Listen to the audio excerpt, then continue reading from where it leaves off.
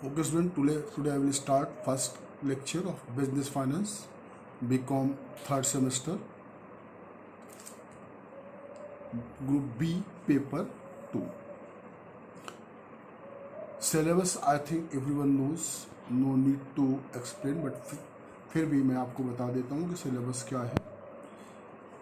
इस पेपर में भी हर पेपर की तरह 4 यूनिट्स हैं। पहली यूनिट से हमारी जो है meaning, nature and importance of business finance, finance functions, meaning and scope. Objective of business finance, financial forecasting, objective of managing finance, profit maximization and wealth maximization. Unit second is the capitalizations, concept, theories of capitalization, cost theory and earning theory. Overcapitalization, causes, impact and remedies. Undercapitalizations, causes, impact and remedies. Unit third, concept and objective of financial plan, components of financial planning, process of financial planning, characteristics of sound financial plan, limitation of financial planning, meaning and importance of fixed and working capital, assessment of fixed and working capital required. Last unit is the source of business finance, source of long term, medium term and short term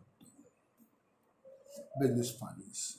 These are our syllabus, and maybe in Hindi you can take the books of Dr. F.C. Sharma, and in English Dr. R.S. Kulshrestha and V.S. Singh and H.K. Singh also. Now today we start first unit, that is business finance. Meaning of business finance. What is a business finance? Business finance relates to the financial arrangement of those organizations which are managed with the object of earning profit. So financial arrangement of proprietorship and partnership form are also a part of business finance. Corporate financial management is also a part of business finance. Means व्यावसायिक वित्त किसी भी ऐसे संस्था के वित्त की आवश्यकताओं को पूरा करने के लिए या वित्त की का प्रबंध करने के लिए होता है, जिसका उद्देश्य लाभार्जन हो। वित्तीय प्रावधानों में या वित्तीय अरेंजमेंट में या उपलब्धता में एकल व्यापार, साझेदारी व्यापार का व्यावसायिक वित्त भी शामिल किया जाता है। इसके साथ ही साथ निगमीय वित्तीय प्रबंधन भी व्यावसायिक वित्त का पार्ट होते हैं। तो so broadly we can say the business finance can be broadly defined as the activities are concerned with the planning, raising, controlling and administering the funds used in the business. यानी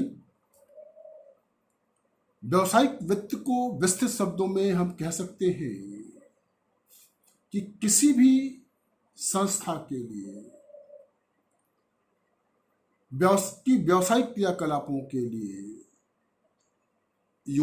वित्त की योजना बनाना, वित्त को प्राप्त करना, उसको नियंत्रित करना, उसका प्रशासन करना ही व्यावसायिक वित्त होते हैं।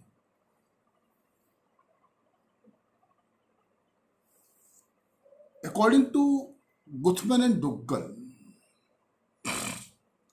व्यावसायिक वित्त व्यवसाय में प्रयुक्त कोषों के नियोजन, कोषों के इकट्ठा करने, उनका नियंत्रण करने संबंधी क्रियाएं हैं।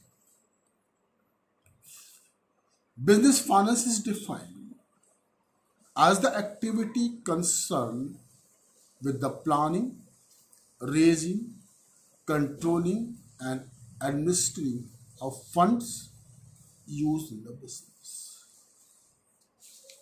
हम जब बात करते हैं डेफिनेशन ऑफ बिजनेस फाइनेंस की, तो सबसे पहले business finance is process of converting the monetary resources or funds to productive uses so as to make optimum use of available funds. Means business finance is the process of converting monetary resources. जो मौद्रिक संसाधन हमारे पास हैं उनको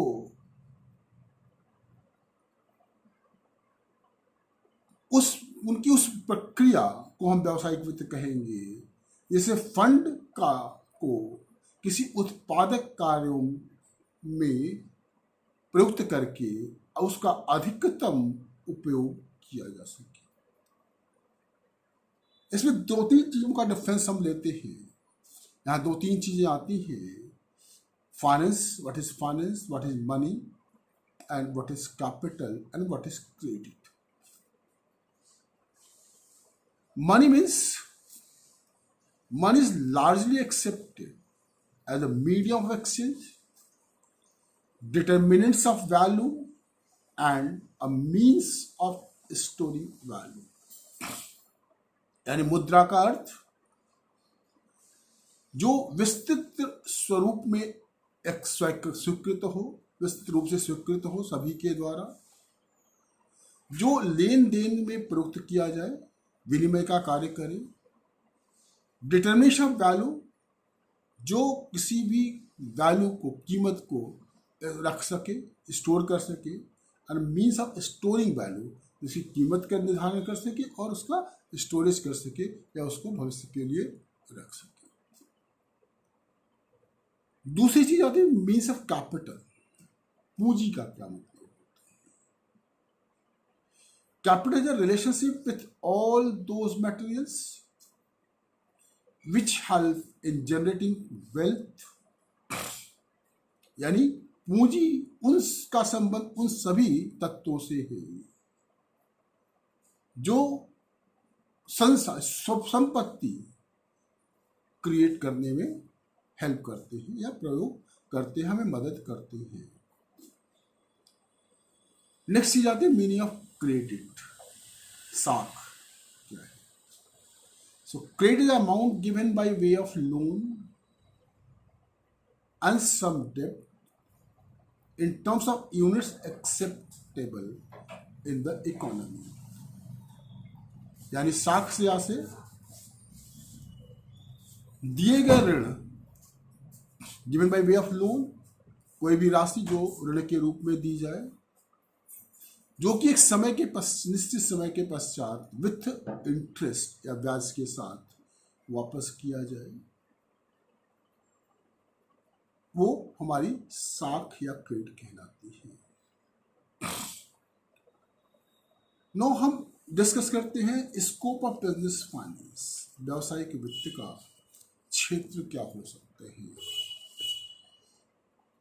the scope of business finance, there is lot of scope of business finance. First is estimating the requirement of funds. कोष की आवश्यकता का अनुमान लगाना, यानी किसी भी प्रकार के बिजनेस में उसकी साइज के हिसाब से, स्मॉल बिजनेस है, लार्ज स्केल है, नेचर ऑफ बिजनेस क्या है, उसके हिसाब से short term, long term fund की क्या जरूरत होगी, क्या नीड होगी, उसका एक एस्टिमेशन जो है वो बिजनेस फाइनेंस का क्षेत्र होता है, that is area, scope of the business finance. Estimation of requirement of business of different types of business for a long term as well short period। दूसरा, डिटर्मिनेशन ऑफ कैपिटल स्ट्रक्चर, पूंजी ढांचे का निर्धारण। जब हम वित्त का अनुमान लगा लेते हैं तो हम उसके बाद नेक्स्ट हमारा जो स्टेप होता है कि हम उस जो आवश्यकता की, हमारे वित्त की आवश्यकता है, उसकी पूर्ति कैसे करें। मीन्स उसका जो सोर्स ऑफ फाइनेंस है वो किस तरह का हो। There is different types of the source of finances, short term finance, long term finance, kinds of finance, there is different kinds of finance होती है, जो कि हम आगे चर्चा करेंगे, कितनी काइंड्स ऑफ फाइनेंस में उसकी चर्चाएं करेंगे। देयर इज डिफरेंट काइंड्स होती है कि जिसमें कि शॉर्ट टर्म फाइनेंस होता है, लॉन्ग टर्म फाइनेंस होता है। अब शॉर्ट टर्म और लॉन्ग टर्म के भी डिफरेंट सोर्सेज होते हैं। अगर काइंड ऑफ फाइनेंस की बिजनेस की बात करते हैं तो काइंड्स ऑफ बिजनेस फाइनेंस में डिफरेंट सोर्सेज होते हैं, उसका निर्धारण करते हैं किस उसमें क्या प्रपोर्शनेट होगा डिफरेंट सोर्स ऑफ फंड्स की। जब हम बात कर ले तो वही चीज़ें जब हमने कैपिटल स्ट्रक्चर, लॉन्ग टर्म उसमें कितना होगा और शॉर्ट टर्म कितना फंड होगा। तो और लॉन्ग टर्म में भी there are so many resources of funds and short term also so many resources of funds. फिर हमें इस बात का ध्यान रखना होगा कि अगर लॉन्ग टर्म जितना हमें फंड चाहिए, उस फंड की पूर्ति के लिए हम किन किन स्रोतों से ऋण ले सकें या किन किन स्रोतों से पूंजी जुटा सकें। ओनरशिप कैपिटल हमारी कितनी होगी, डेप्ट कैपिटल हमारी कितनी होगी, यानी स्वामित्व owned capital as well as डेप्ट कैपिटल, स्वामित्व पूंजी और ऋण पूंजी कितनी होगी, उसका क्या प्रोपोर्शन होगा, according to the requirement need के हिसाब से हम उसका डिटर्मिनेशन करते हैं। नेक्स्ट होता है यूटिलाइजेशन ऑफ फंड। जब हमारे पास फंड आ गया, यूटिलाइजेशन ऑफ फंड है कोषों का उपयोग करना।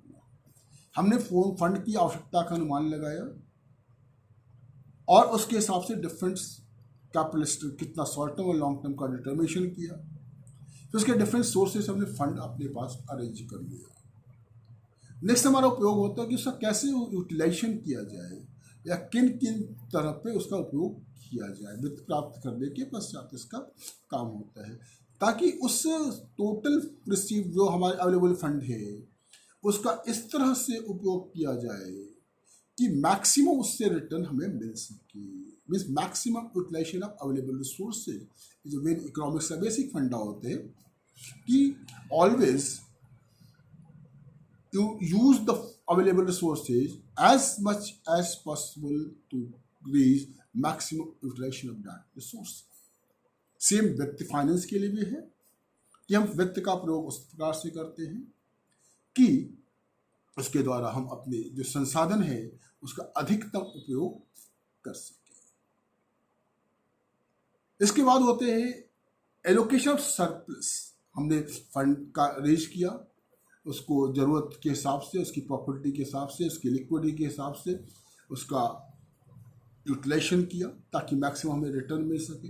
रिटर्न मिलने के बाद हमने बिजनेस एक्टिविटीज़ करी और हमें प्रॉफिट हुआ या सरप्लस हुआ। Now the allocation of surplus, हम सरप्लस का एलोकेशन किस तरह से करें। जब हमारे पास प्रॉफिट आ गई, how can you utilize that profits और सरप्लस। यार means excess of income over expenditure, it is called surplus. तो उससे बहुत सारी चीज़ें होती हैं। क्या हम उसको डिविडेंड के रूप में या लाभों के रूप में लोग ओनर्स को दे दें, या उन लाभों को ही हम बिजनेस में री इन्वेस्ट कर दें ताकि बिजनेस को बढ़ाया जा सके, या उसको हम रिजर्व करके रखें ताकि कोई अगर आकस्मिक आवश्यकताएं व्यवसाय के लिए आती हैं उसका पूरा किया जा सके। आफ्टर दैट जो सबसे इंपॉर्टेंट बिजनेस फाइनेंस का पार्ट होते हैं मैनेजमेंट ऑफ कैश, रोकड़ का प्रबंधन। Cash is the most idle assets अगर देखा जाए और मोस्ट लिक्विड एसेट्स। क्योंकि कैश का अगर आप सही उपयोग नहीं करते हो, सही प्रबंधन नहीं करते हो, अगर ज़्यादा कैश होगा, मिसयूज होगा, शॉर्ट कैश होगा, तो आपकी बिजनेस की एक्टिविटीज़ पे असर पड़ता है। तो कंपनी की क्रेडिट साख और लिक्विडिटी तरलता को बनाए रखने के लिए जो कैश का प्रॉपर मैनेजमेंट आवश्यक होता है, ताकि हम आसानी से, हमारे पास उतनी सफिशिएंट मात्रा में कैश की उपलब्धता हो ताकि हम रॉ मटेरियल्स आसानी से क्रय कर सकें। जो हमारी डे टू डे एक्सपेंस है, जैसे पेमेंट टू द लेबरर्स है, पेमेंट टू द वो है डेटर्स क्रेडिटर्स है, उनका हम आसानी से भुगतान कर सकें। इसके अलावा we always try to collect the cash from the debtors also, because अगर बहुत लंबे समय तक डेटर्स के पास पैसे पड़े वो भी हमारे लॉस होते हैं। तो हमें उस तरह की, और हमें मैक्सिमम कैश का यूटिलाइजेशन करना चाहिए। ऐसा ना हो कि हमारा कैश डंप पड़ा रहे और उसका यूटिलाइजेशन ना हो, हमें लॉस देगा और उसके कारण हमें लॉस हो सकता है या हमारी इनकम में कमी आ सकती है। तो cash, proper cash flow statement हमारे पास अवेलेबल होना चाहिए, ताकि पहले से, ताकि कितना कैश हमारे पास आ रहा है और उसका कहाँ कहाँ उपयोग करना है। और लास्ट जो हमारा प्रॉब्लम होते हैं, फाइनेंशियल कंट्रोल, वित्तीय नियंत्रण। यानी सबसे बड़ी चीज है कि वित्तीय प्रगति का मूल्यांकन वित्त का अभिन्न अंग है। तो जरूरी है कि प्रॉफिटेबिलिटी एंड सॉल्वेंसी बिजनेस की हो। अगर बिजनेस की प्रॉफिटेबिलिटी और सॉल्वेंसी हमें हमेशा मेंटेन रखनी चाहिए, और उसको चेक करने के लिए फाइनेंशियल कंट्रोल में बहुत सारे स्टेप्स अपनाते हैं। जैसे रेशियो एनालिसिस हम करते हैं, ब्रेक इवन पॉइंट की एनालिसिस करते हैं, रिटर्न ऑन इन्वेस्टमेंट की एनालिसिस करते रहते हैं, ताकि हम वित्तीय नियंत्रण आसानी से कर सकें और वित्त का मिसयूज न होने दें। This is the scope of the business finance. Now the next topic is the nature of business finance. व्यवसायिक वित्त का क्या प्रकृति है। सबसे पहली चीज होती है, finance is the life blood of business. वित्त व्यवसाय का जीवन रक्त है। कैसे? क्योंकि आप जानते हो, जैसे इंसान के शरीर में अगर ब्लड नहीं हो तो इंसान किसी काम का नहीं होता, या कोई काम नहीं कर सकता, या समाप्त तो हो सकता है। सेम अगर बिजनेस में वित्त ना हो, फाइनेंस ना हो, तो किसी भी प्रकार के किसी भी बिजनेस का संचालन नहीं किया जा सकता, यानी व्यवसाय स्वतः समाप्त हो जाएगा। तो without finance no business can perform, या यूँ कह सकते हैं कि आप किसी भी प्रकार की आवश्यकताओं, एक्टिविटीज विदाउट वित्त के नहीं, फाइनेंस के नहीं कर सकते। So finance is life blood of business. Secondly, it involves estimation of funds, कोषों का अनुमान लगाना। यानी बिजनेस फाइनेंस के अंतर्गत ही हम इस बात की एस्टिमेशन करते हैं कि कितनी फंड की हमें कब आवश्यकता होगी और कब हमारे पास अधिक का कोष होगा, उसका हम कहाँ इन्वेस्टमेंट कर सकते हैं ताकि हमें बेहतर रिटर्न मिल सके, और कब हमारे पास फंड की कमी होगी ताकि हम उस समय फंड की अरेंजमेंट कर सकें। These are the foundation of business activities, व्यवसायिक क्रियाओं की नींव। क्योंकि अगर देखा जाए तो फाइनेंस फाउंडेशन होता है किसी बिजनेस एक्टिविटीज के, और उसी फाइनेंस के द्वारा ही बिजनेस एक्टिविटीज आप परफॉर्म कर पाते हो। You can purchase the raw materials or make the productions of the commodities, and marketing of the business or selling of the business is not possible without the finance. So, for performing these activities, you need the proper finance in the business. Next, the amount of funds differ. कोष की राशि अलग अलग हो सकती है।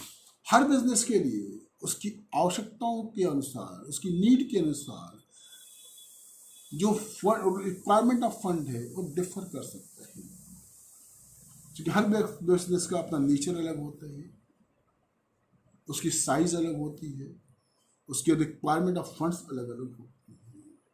अगर एक बिजनेस जो पब्लिक यूटिलिटी सर्विसेज देती है, कैश ट्रांजेक्शंस करती है, तो definitely they need much cash for working capital. But a business will be performing always in the credit, purchasing cash and selling the creditors. They need a much higher fund. Next is it includes all types of funds, सभी प्रकार के कोर्सों को शामिल किया जाता है business finance में, either the short term, mid term और long term, all type of the funds are included.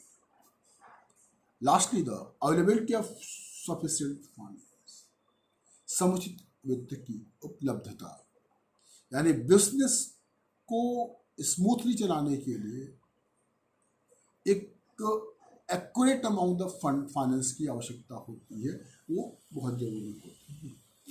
And in business finance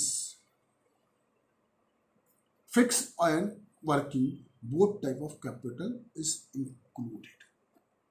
So these are the nature of the business finance. Next is need of the business finance. व्यवसायिक वित्त की क्या आवश्यकता है? तो अगर देखा जाए तो व्यवसायिक वित्त की जो आवश्यकता है, जो डिमांड है, वो कई कारणों से होती है. उसमें सबसे पहला होता है फॉर नीड ऑफ द एक फिक्स कैपिटल. तो किसी भी बिजनेस को परफॉर्म करने के लिए आपको स्थायी पूंजी की जरूरत होती है, फिक्स कैपिटल की नीड होती है. और जैसे आपको basically land and building purchase करनी है, मशीनरी लगानी है, फर्नीचर खरीदना है, तो these are the need of the long term finance. और यानी कैपिटल, हमें स्थायी पूंजी की आवश्यकता होगी इसके लिए, जो हमारे क्लब में जब तक हम व्यवसाय करेंगे वो पैसा हमारे व्यवसाय में इन्वॉल्व रहेगा. दूसरा जो जरूरत होती है फॉर द वर्किंग कैपिटल, कार्यशील पूंजी की जरूरतों के लिए, मीन्स डे टू डे जो हमारी जरूरत होती है, ऑपरेशंस होते हैं, उसके लिए हमें फाइनेंस की जरूरत होती है.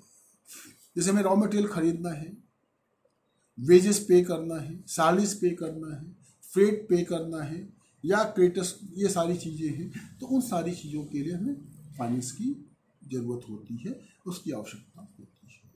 और तीसरा जो होते हैं for the growth and expansion of the business activities.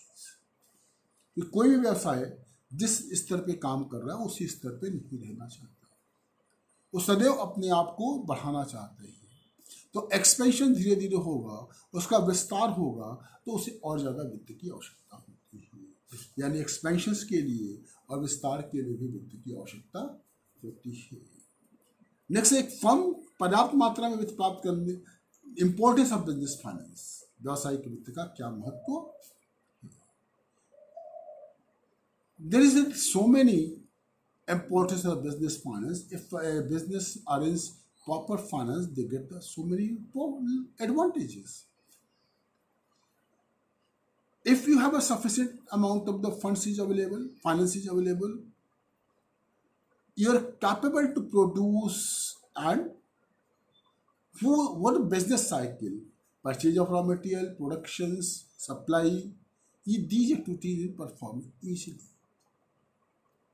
The firm is capable to purchase a modern plant and machineries. Firm doesn't never feel shortage of the raw materials. Firm is capable to utilize the business opportunity, means purchase the raw materials in a bulk amount and the time when that is available at cheaper rate. As well as firm can produce the goods if the sufficient amount of funds is available, produce the goods and store and sell that product, finished products, when they demanded more at a higher price and get the more profits. As well as if the sufficient amount of fund is available, the firm is capable to pay the trade dues of the creditors at the timely, and credit will be increases of the business. As well as the renovation of the business is timely possible. When the need, the renovation work will be performed in the business. And lastly, the main importance of the business, the firm can increase their sales face the competition in the current situations, and sufficient amount expense in the business if needed. So these are the importance of the business finance. So students, today's class is the here, and I will try to send you the in written forms of these points to you for future remembering. Any doubts, you can ask the questions on WhatsApp group.